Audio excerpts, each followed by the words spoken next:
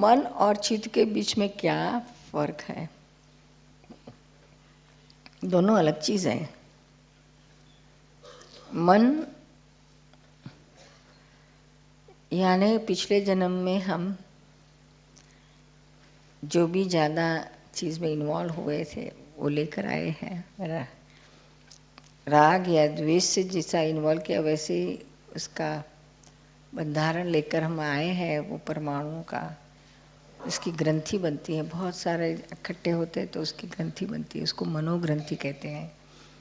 और इस जन्म में इसमें से विचार आते हैं, ग्रंथि फूटती है तो उसमें से विचार आते हैं।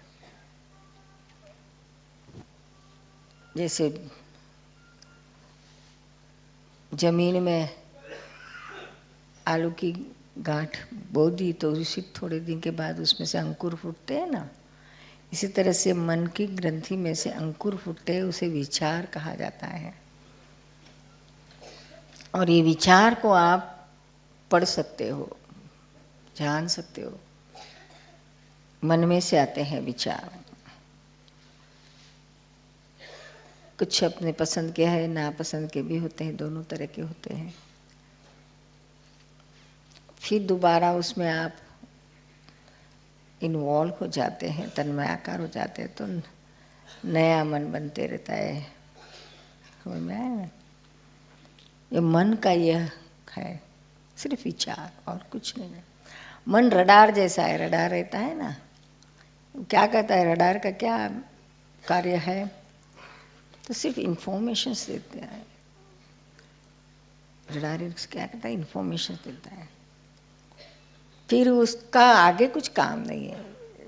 उस पर क्या एक्शन लेना वो मन का काम नहीं है। मन तो सिर्फ बताता है इंफॉर्मेशंस कि भी यहाँ डेंजर है, यहाँ अच्छा है या खराब, बस दैट्स इट। फिर उस हिसाब से क्या डिसीजन लेना, क्या करना न करना, यह मन का कार्य नहीं है, यह बुद्धि और अहंकार मिलके करते हैं। है ना? और चित्त का क्या कार्य है? चित्त यानी ज्ञान दर्शन, शुद्ध ज्ञान और शुद्ध दर्शन यानी शुद्ध आत्मा है, प्योर सोल। जो चित्त विनाशी चीज में जाता है उसे अशुद्ध चित्त कहते हैं। संसार में भटकता है जो चित्त, वो अशुद्ध चित्त कहते हैं। और अविनाशी चीज को जो देखता है, जानता है, वह शुद्ध चित्त, वही शुद्ध आत्मा हो जाता है। फिर ज्ञान मिलने से आपका चित्त शुद्ध हो जाता है, तो फिर हमेशा ख्याल में रहता है कि मैं शुद्ध आत्मा हूँ। और जो चित्त का फंक्शन क्या है? वो फोटोग्राफी लेता है, पिक्चर निकालता है,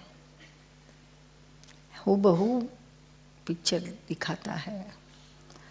आप यहाँ है अभी, लेकिन आपको अभी यहाँ अपना घर दिखता है ना? हाँ। उसका किचन दिखता है, हाँ। चाय का डिब्बा किधर रखा है वो भी दिखता है ना? सब। वो कौन देखता है? आप तो यहाँ है, वहाँ जाकर कौन फोटो गिरा के आ गया? चित्त है। चित्त का फंक्शन है, बहुत ही स्पीड में, फ्रैक्शन ऑफ सेकंड में जाता है, फोटोग्राफी ले लेता है, वापस आ जाता है। समझ में आया ना? तो चित्त किस किस चीज का फोटोग्राफी ले सकता है? जो उसने पहले देखा हो वही, देखा नहीं उसके नहीं पिक्चर ले सकता है।